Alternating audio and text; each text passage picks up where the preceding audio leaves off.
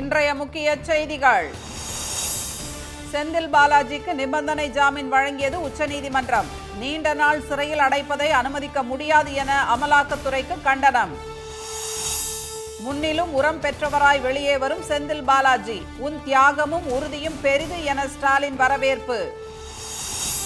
கனமழையால் தவிக்கும் மும்பைக்கு மீண்டும் ஆரஞ்சு அலர்ட். புறவழிச்சாலையில் நில அதிர்வால் போக்குவரத்து நெரிசல்.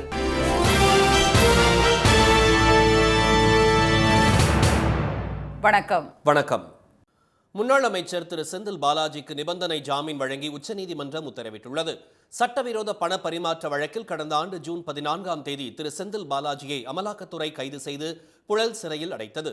ஜாமீன் கோரி உச்சநீதிமன்றத்தில் அவர் தாக்கல் செய்த மனுவை நீதிபதிகள் திரு அபய் எஸ் ஓஹா, திரு அகஸ்டின் ஜார்ஜ் ஆகியோர் விசாரித்தனர். விசாரணை முடிவடைந்து 37 நாட்களுக்கு பின் இன்று தீர்ப்பு வழங்கிய நீதிபதிகள் திரு செந்தில் பாலாஜிக்கு நிபந்தனை ஜாமீன் வழங்கி உத்தரவிட்டனர். சட்டவிரோத பணப்பரிமாற்ற வழக்கில் குறிப்பிட்ட காலத்திற்குள் விசாரணை நடைபெறாவிட்டால் ஜாமீன் வழங்கும் அதிகாரம் உச்சநீதிமன்றத்திற்கு உள்ளதாக நீதிபதிகள் தெரிவித்தனர். சட்டவிரோத பணப்பரிமாற்ற வழக்கில் அதிகபட்ச தண்டனையே 7 ஆண்டுகளாக இருக்கும்போது குற்றம் சாட்டப்பட்டவரை நீண்ட நாட்கள் சிறையில் அடைக்கும் கருவியாக சட்டப்பிரிவு 45ஐ அமலாக்கத்துறை பயன்படுத்துவதை அனுமதிக்க முடியாது என்று அவர்கள் கூறினர். இந்த அதிகாரத்தை நீதிமன்றம் பயன்படுத்த தவறினால் அரசியலமைப்பு சட்டப்பிரிவு 21 கீழ் விசாரணை கைதிகளுக்கு வழங்கப்பட்டுள்ள உரிமைகள் தோற்கடிக்கப்படும் என்று நீதிபதிகள் சுட்டிக்காட்டினர். ஜாமீன் கொடுக்க மறுக்கும் அதே நேரத்தில் விசாரணையையும் நடத்தாமல் காலம் தாழ்த்துவதை கருத்தில் கொண்டு மத்திய அரசுக்கு எதிராக நஜீப் என்பவர் தொடர்ந்த வழக்கில் ஏற்கனவே அளிக்கப்பட்டுள்ள தீர்ப்பின் அடிப்படையில் ஜாமீன் வழங்குவதாக நீதிபதிகள் தெரிவித்தனர். 25 லட்சம் ரூபாய்க்கு 2 நபர்கள் ஜாமீன் வழங்க வேண்டும் என்பது உள்ளிட்ட நிபந்தனைகள் விதிக்கப்பட்டுள்ளதாக திரு செந்தில் பாலாஜி தரப்பு வழக்கறிஞர் திரு NR இளங்கோ கூறினார். அவர் 25 லட்சம் ரூபாய்க்கு 2 நபர்கள் ஜாமீன் கொடுக்க வேண்டும். ஒவ்வொரு திங்கட்கிழமையும் வெள்ளிக்கிழமையும் இடி ஆஃபீஸில் ஆஜராகி கையெழுத்து போட வேண்டும். இந்த எல்லா குற்றவியல் நடைமுறை அந்த ட்ரையலுக்கும் அவர் ஒத்துழைப்பு தர வேண்டும். தேவையில்லாமல் வாய்தாக்கள் வாங்கக்கூடாது. அப்புறம் சாட்சிகளை கலைக்கக்கூடாது. பிரதான வழக்கின் விசாரணை முடிவதற்கு நீண்ட நாட்கள் ஆகும் என்பதால் அதுவரையில் ஜாமீன் வழங்காமல் இருக்க முடியாது என்று கூறி நீதிபதிகள் ஜாமீன் வழங்கியதாக திரு இளங்கோ கூறினார். அமலாக்கத்துறை கைது செய்ததால் அமைச்சர் பதவியை இழந்த திரு செந்தில் பாலாஜி மீண்டும் அமைச்சராக பதவியேற்க உச்சநீதிமன்றம் எந்த தடையையும் விதிக்கவில்லை என்றும் அவர் தெரிவித்தார். திரு செந்தில் பாலாஜியை கைது செய்து சிறையில் அடைத்து அவரது உறுதியை குலைக்க நினைத்தாலும் அவரது தியாகமும் அதற்கான உறுதியும் பெரிது என்று திமுக தலைவரும் முதலமைச்சருமான திரு மு க ஸ்டாலின் தெரிவித்துள்ளார். இது தொடர்பாக அவர் வெளியிட்டுள்ள அறிக்கையில் ஆருயிர் சகோதரர் செந்தில் பாலாஜிக்கு 471 நாட்களுக்கு பிறகு பிணை கிடைத்திருப்பதாக கூறியுள்ளார். அமலாக்கத்துறை அரசியல் எதிரிகளை ஒடுக்கும் துறையாக மாற்றப்பட்ட தற்போதைய சூழலில் அதற்கு உச்சநீதிமன்றம் ஒன்றே விடியலாக இருப்பதாக கூறியுள்ள திரு ஸ்டாலின், எமர்ஜென்சி காலத்தில் கூட இத்தனை நாட்கள் சிறை வாழ்க்கை கிடையாது என்றும் இந்த அரசியல் சதி 15 மாதங்கள் தொடர்ந்ததாகவும் தெரிவித்துள்ளார். கைது செய்து சிறையிலேயே வைத்து சகோதரர் செந்தில் பாலாஜியின் உறுதியை குலைக்க நினைத்தார்கள். ஆனால் முன்னிலும் உரம் பெற்றவராய் சிறையிலிருந்து வெளியே வரும் அவரை வருக வருக என வரவேற்பதாக திரு ஸ்டாலின் கூறியுள்ளார். உன் தியாகம் பெரிது, உறுதி அதனினும் பெரிது என்றும் அவர் தமது அறிக்கையில் தெரிவித்துள்ளார். திரு செந்தில் பாலாஜிக்கு ஜாமீன் வழங்கப்பட்டதற்கு தமிழக காங்கிரஸ் தலைவர் திரு செல்வ பெருந்தகை, இந்திய கம்யூனிஸ்ட் கட்சியின் மாநில செயலாளர் திரு முத்தரசன் ஆகியோரும் வரவேற்பு தெரிவித்துள்ளனர். இதனிடையே முதலமைச்சர் திரு ஸ்டாலின் இன்று மாலை டெல்லி புறப்பட்டு சென்றார்.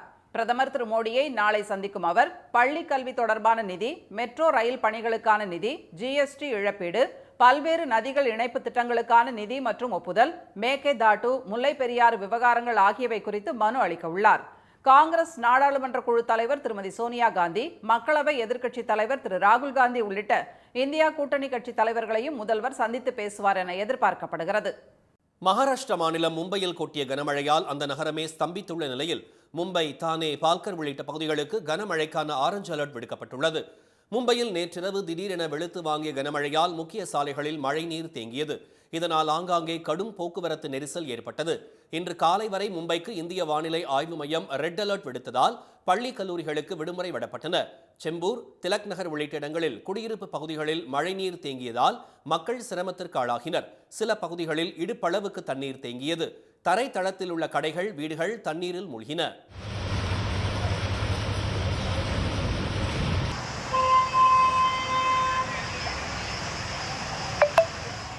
தானேவில் உள்ள மும்ப்ரா புறவழிச்சாலையில் நிலச்சரிவு ஏற்பட்டதால் போக்குவரத்து முடங்கியது. தண்டவாளங்களில் மழைநீர் தேங்கியதால் நிறுத்தப்பட்ட ரயில் சேவை பிற்பகலுக்கு பிறகு இயல்பு நிலைக்கு திரும்பியது. பலத்த காற்றுடன் மழை பெய்ததால் மும்பை விமான நிலையத்திற்கு வரவேண்டிய 14 விமானங்கள் வேறு இடங்களுக்கு திருப்பி அனுப்பப்பட்டன. அந்தேரியில் திறந்திருந்த கால்வாயில் மூழ்கி ஒரு பெண் உயிரிழந்தது குறித்து விசாரணை நடத்த மகாராஷ்டிரா அரசு உத்தரவிட்டுள்ளது. கனமழை காரணமாக பிரதமர் திரு மோடியின் புனே பயணம் ரத்து செய்யப்பட்டது. இதற்கிடையே மும்பைக்கு ஆரஞ்ச் அலர்ட் விடுத்துள்ள இந்திய வானிலை ஆய்வு மையம் தானே, பால்கர், ராய்கட் பகுதிகளுக்கு ரெட் அலர்ட் கொடுத்துள்ளது. சண்டிகர், மேற்குவங்க மாநிலங்களில் பெய்த மழையால் தாழ்வான பகுதிகளில் முழங்கால் அளவுக்கு மழைநீர் தேங்கியுள்ளது. நீலகிரி மாவட்டம் கூடலூர் அருகே யானைகளின் அட்டகாசத்தை கட்டுப்படுத்த கோரி கிராம மக்கள் 5 மணி நேரமாக மறியல் செய்ததால் பரபரப்பு ஏற்பட்டது. செப்பந்தோடு பகுதியில் இன்று நுழைந்த யானைகள் வாழை மற்றும் பாக்கு மரங்களை முறித்து நாசம் செய்தன. சத்தம் கேட்டு யானைகளை விரட்ட முயன்ற குஞ்சு மொய்தீன் என்பவர் யானை தாக்கி உயிரிழந்தார். சம்பவ இடத்திற்கு சென்ற வனத்துறையினர் உடலை கைப்பற்றி பந்தலூர் அரசு மருத்துவமனைக்கு அனுப்பி வைத்தனர். யானைகளின் அட்டகாசத்தை கட்டுப்படுத்த கோரி செப்பந்தோடு கிராம மக்கள் பந்தலூர் கேரளா சாலையில் திடீரென மறியல் செய்தனர். வன விலங்குகளின் அட்டகாசத்தால் வீடுகளை விட்டு வெளியே வர முடியாத நிலை உருவாகியுள்ளதாக அவர்கள் குமுறலுடன் தெரிவித்தனர். சமீப காலத்தில் கிட்டத்தட்ட 4 பேர் உயிரிழந்திருக்கு. அது நாங்கள் பலமுறை வருவோம், ஒரு உயிரிழப்பு வரும்போது இந்த மாதிரி மக்கள் கொந்தளிச்சு வருவாங்க. இதே அதிகாரிங்க இல்லைங்க நாங்கள் அந்த குமிக்க கொண்டு விரட்டுவோம் அப்படின்னு சொல்லி அடுத்த நாள் அந்த பிரச்சனை அப்படியே விட்டுருது. அவங்க வர்றதில்லை, அது இது பண்ணுறதில்ல. இப்போ நாங்கள் உறுதியாக இருக்கோம். இந்த மாதிரி மாவட்ட ஆட்சியர் எங்களுக்கு ஒரு உறுதியான ஒரு முடிவு சொல்லி எங்களை இந்த யானை இந்த பகுதியிலிருந்து விரட்டணும். யானைகள் குறித்து வனத்துறையினருக்கு தகவல் தெரிவித்தும் அவற்றை விரட்ட நடவடிக்கை எடுப்பதில்லை என்று கிராம மக்கள் குற்றம் சாட்டினர். மறியலில் ஈடுபட்டவர்களுடன் பேச்சுவார்த்தை நடத்திய அதிகாரிகள் கும்கி யானைகள் மூலம் காட்டு யானைகளை வனப்பகுதிக்குள் விரட்ட நடவடிக்கை எடுக்கப்படும் என்றும் கிராமத்தை சுற்றி அகழிகள் அமைத்து தரப்படும் என்றும் உறுதியளித்தனர். இதையடுத்து 5 மணி நேரமாக நடந்த சாலை மறியல் போராட்டம் முடிவுக்கு வந்தது. இனி வருவது செய்தி துளிகள். உத்தவ் தாக்கரேயின் சிவசேனா கட்சி எம்பி திரு சஞ்சய் ராவத்துக்கு அவதூறு வழக்கில் 15 நாட்கள் சிறை தண்டனை விதித்து மும்பை நீதிமன்றம் தீர்ப்பளித்துள்ளது. பொது கழிப்பறைகள் கட்டுவதில் 100 கோடி ரூபாய் ஊழல் செய்ததாக ஆதாரமற்ற புகார் கூறியதாக பாஜக தலைவர் திரு கிரீத் சௌமியாவின் மனைவி தொடர்ந்த வழக்கில் இந்த தீர்ப்பை வழங்கிய நீதிமன்றம் 25,000 ரூபாய் அபராதம் விதித்தது. சென்னை புறநகர் பகுதிகளில் நேற்றிரவு பெய்த கனமழை மற்றும் இடிமின்னல் காரணமாக 35 விமான சேவை பாதிக்கப்பட்டு பயணிகள் கடும் அவதிக்கு ஆளானார்கள்.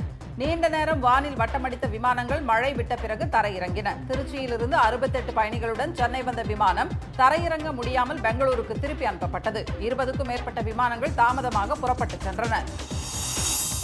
தமிழ்நாட்டில் ஓரிரு இடங்களில் இன்று முதல் 3 நாட்களுக்கு கனமழை பெய்ய வாய்ப்புள்ளதாக அறிவித்துள்ள இந்திய வானிலை மையம் மஞ்சள் எச்சரிக்கை விடுத்துள்ளது. 6 மாவட்டங்களில் நாளையும், 28ஆம் தேதி 19 மாவட்டங்களிலும், 29ஆம் தேதி 10 மாவட்டங்களிலும் கனமழைக்கு வாய்ப்புள்ளதாக எச்சரித்துள்ள வானிலை மையம் வெப்பநிலை 2 முதல் 3 டிகிரி வரை அதிகரிக்க வாய்ப்புள்ளதாக தெரிவித்துள்ளது.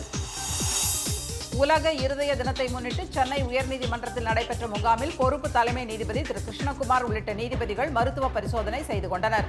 மெட்ராஸ் பார் அசோசியேஷன் மற்றும் பில்ரோத் மருத்துவமனை நிர்வாகம் இணைந்து நடத்திய முகாமில் வழக்கறிஞர்கள் பலரும் மருத்துவ பரிசோதனை செய்து கொண்டனர். பள்ளிகள் காலாண்டு விடுமுறை தொடங்குவதை முன்னிட்டு நாளை முதல் சென்னை, திருச்சி, சேலம், ஈரோடு, கோவை, திருப்பூர், திருநெல்வேலி, நாகர்கோவில் உள்ளிட்ட பல்வேறு நகரங்களிலிருந்து சிறப்பு பேருந்துகள் இயக்கப்படுகின்றன. விடுமுறை முடிந்து ஊர் திரும்ப தேவையான சிறப்பு பேருந்துகளும் இயக்கப்பட உள்ளதாக தமிழ்நாடு அரசு போக்குவரத்து கழகம் தெரிவித்துள்ளது. புதுச்சேரி அருகே அரியாங்குப்பத்தில் சாலை விரிவாக்கத்தால் மாற்று இடம் வழங்க கோரி குழி தோண்டி குடும்பத்துடன் அமர்ந்து நூதன போராட்டத்தில் ஈடுபட்ட 10க்கும் மேற்பட்டோர் போலீசாரால் அப்புறப்படுத்தப்பட்டனர். துணை ஆட்சியர் திரு அர்ஜுன் ராமகிருஷ்ணன் நடத்திய பேச்சுவார்த்தையில் உடன்பாடு ஏற்படாத நிலையில் போலீசார் குழிக்குள் இறங்கி போராட்டத்தில் ஈடுபட்டவர்களை கைது செய்தனர். இதனால் அங்கு சிறிது நேரம் பரபரப்பு ஏற்பட்டது. இந்திய சமூக நீதி இயக்க தலைவர் மறைந்த பேராயர் எஸ்ரா சர்க்குணம் உடலுக்கு முதலமைச்சர் திரு மு க ஸ்டாலின் மலர் வளையம் வைத்து அஞ்சலி செலுத்தினார். உடல்நலக்குறைவால் கடந்த 22ஆம் தேதி காலமான அவரது உடல் அரசியல் கட்சி தலைவர்கள் மற்றும் பொதுமக்கள் அஞ்சலிக்காக வானகரத்தில் உள்ள இயேசு அழைக்கிறார் வளாகத்தில் வைக்கப்பட்டு இன்று மாலை கீழ்ப்பாக்கம் கல்லறை தோட்டத்தில் நல்லடக்கம் செய்யப்பட்டது. கோவையிலிருந்து கேரள மாநிலம் திருச்சூருக்கு காரில் எடுத்துச் செல்லப்பட்ட 2.5 கிலோ தங்கத்தை பரபரப்பான தேசிய நெடுஞ்சாலையில் கொள்ளையடித்த கும்பலை பிடிக்க சிசிடிவி காட்சிகளை வைத்து திருச்சூர் போலீசார் விசாரணை நடத்தி வருகிறார்கள். தங்கம் கொண்டு செல்லப்பட்ட காரை 3 கார்களில் பின்தொடர்ந்த கொள்ளையர்கள் காரில் இருந்தவர்களிடம் கத்தியை காட்டி மிரட்டி நடுவழியில் இறக்கிவிட்டு சென்ற காட்சிகள் வெளியாகியுள்ளன. பெரியகுளம் அருகே வடகரை பகவதி அம்மன் கோயிலுக்கு வந்த குழந்தைகளிடம் பாலியல் சீண்டல் செய்துவிட்டு பொதுமக்களிடமிருந்து தப்பிக்க கோயிலுக்குள் ஒளிந்து கொண்ட திலகர் என்ற பூசாரியை போலீசார் கைது செய்தனர். அவர் மீது போக்சோ சட்டத்தின் கீழ் வழக்கு பதிவு செய்யப்பட்டு நீதிமன்ற உத்தரவின் பேரில் சிறையில் அடைக்கப்பட்டார். கும்பகோணத்தில் 3 கோடி ரூபாய் மதிப்பில் விளையாட்டு அரங்கம் கட்டப்படும் என்று இளைஞர் நலன் மற்றும் விளையாட்டுத்துறை அமைச்சர் திரு உதயநிதி தெரிவித்தார். கலைஞர் விளையாட்டு உபகரணங்கள் வழங்கும் திட்டத்தில் தஞ்சாவூர், நாகப்பட்டினம், மயிலாடுதுறை, திருவாரூர், புதுக்கோட்டை மாவட்டங்களில் உள்ள கிராம பஞ்சாயத்துகளுக்கு விளையாட்டு உபகரணங்களை வழங்கி பேசிய அவர், தேசிய மற்றும் சர்வதேச அளவில் தமிழ்நாட்டிலிருந்து பங்கேற்கும் விளையாட்டு வீரர்களுக்கு அரசு பணி வழங்கப்படும் என்றும் கூறினார். இலங்கையில் தமிழர்களுக்கு எதிரான மனப்போக்கு கொண்ட புதிய அதிபர் பதவியேற்றுள்ளதாகவும் அந்நாடு தொடர்பான வெளியுறவு கொள்கையை ஒன்றிய அரசு தற்கால சூழலுக்கேற்ப மாற்றி அமைக்க வேண்டும் என்றும் பாமக நிறுவனர் டாக்டர் ராமதாஸ் கூறியுள்ளார். திண்டிவனம் அருகே தைலாபுரம் இல்லத்தில் செய்தியாளர்களிடம் பேசிய அவர், இந்தியா இலங்கை இடையிலான உறவை திசாநாயக்கா வலுப்படுத்துவார் என்பது சந்தேகம்தான் என்று கூறினார். ஊட்டச்சத்து குறைபாட்டால் குழந்தைகள், வளரிடம் பெண்கள், கர்ப்பிணிகள், முதியோர் பாதிக்கப்படாமல் தடுக்க விழிப்புணர்வை ஏற்படுத்தும் வகையில் ஆண்டிப்பட்டியில் சிறுதானிய ஊட்டச்சத்து திருவிழா நடைபெற்றது. கம்பு, கேழ்வரகு, திணை, குதிரவாளி, சோளம், வரகு உள்ளிட்ட சிறுதானியங்களிலும் உளுந்து, பாசிப்பருப்பு, துவரை உள்ளிட்ட பல்வேறு வகை பருப்புகள் மூலமும் செய்யப்பட்ட உணவு வகைகளை பெண்கள் கூட்டமைப்பினர் காட்சிக்கு வைத்திருந்தனர். ஊட்டச்சத்து தொடர்பான போட்டிகளும் நடைபெற்றன. காரைக்குடியில் சிக்ரி எனப்படும் மத்திய மின் வேதியியல் ஆய்வகத்தின் பார்வையாளர் தினத்தை முன்னிட்டு ஏராளமான பள்ளி, கல்லூரி மாணவ மாணவிகளும் பொதுமக்களும் அங்குள்ள கண்டுபிடிப்புகள் குறித்து விஞ்ஞானிகளிடம் கேட்டறிந்தனர். சிக்ரியின் முக்கிய கண்டுபிடிப்புகளான பேட்டரி தொழில்நுட்பம், அரிமான தடுப்பு உள்ளிட்டவற்றுக்கான ஆய்வுக் கூடங்களையும் அவர்கள் பார்வையிட்டனர். குன்னூர் பாஸ்டியர் தடுப்பூசி நிறுவனத்தின் மருத்துவ கழிவுகளை காட்டேரி பூங்கா அருகே அடர்ந்த வனப்பகுதியில் வீசிச் சென்ற சம்பவம் பரபரப்பை ஏற்படுத்தியுள்ளது. இதுகுறித்த வீடியோ காட்சிகள் வேகமாக பரவியதை தொடர்ந்து அங்கு விரைந்து சென்ற பாஸ்டியர் நிறுவன அதிகாரிகள் உடனடியாக அவற்றை அப்புறப்படுத்தினர். இன்றைய வர்த்தக முடிவில் மும்பை பங்குச்சந்தை குறியீட்டின் சென்செக்ஸ் 666 புள்ளிகள் உயர்ந்து 85,836 புள்ளிகளாக இருந்தது. தேசிய பங்குச்சந்தை குறியீட்டின் நிப்டி 212 புள்ளிகள் அதிகரித்து 26,216 புள்ளிகளாக நிறைவடைந்தது. ஆபரண தங்கம் மற்றும் வெள்ளி விலையில் இன்று எந்த மாற்றமும் இல்லை. சென்னையில் ஒரு சவரன் 56,480 ரூபாயாகவும், கிராம் 7,060 ரூபாயாகவும் உள்ளது. வெள்ளி விலை ஒரு கிராம் 101 ரூபாயாக உள்ளது. மீண்டும் இன்றைய முக்கிய செய்திகள். முன்னாள் அமைச்சர் செந்தில் பாலாஜிக்கு உச்சநீதிமன்றம் நிபந்தனை ஜாமீன் வழங்கியுள்ளதை தொடர்ந்து 15 மாதங்களுக்கு பிறகு அவர் சிறையில் இருந்து வெளிவருகிறார். மும்பையில் கொட்டிய கனமழையால் அந்த நகரமே ஸ்தம்பித்துள்ள நிலையில் மும்பை, தானே, பால்கர் உள்ளிட்ட பகுதிகளுக்கு கனமழைக்கான ஆரஞ்சு அலர்ட் விடுக்கப்பட்டுள்ளது. இத்துடன் இந்த செய்திகள் நிறைவடைகின்றன. மீண்டும் சன் டிவியில் செய்திகள் நாளை காலை 7:30 மணிக்கு. செய்திகளை உடனுக்குடன் தெரிந்து கொள்ள QR கோடை ஸ்கேன் செய்து சன் நியூஸ் வாட்ஸ்அப் சேனலில் இணைந்திருங்கள். வணக்கம். வணக்கம். உடனுக்குடன் செய்திகளை தெரிந்து கொள்ள சன் நியூஸ் பெல் ஐகானை கிளிக் பண்ணுங்க.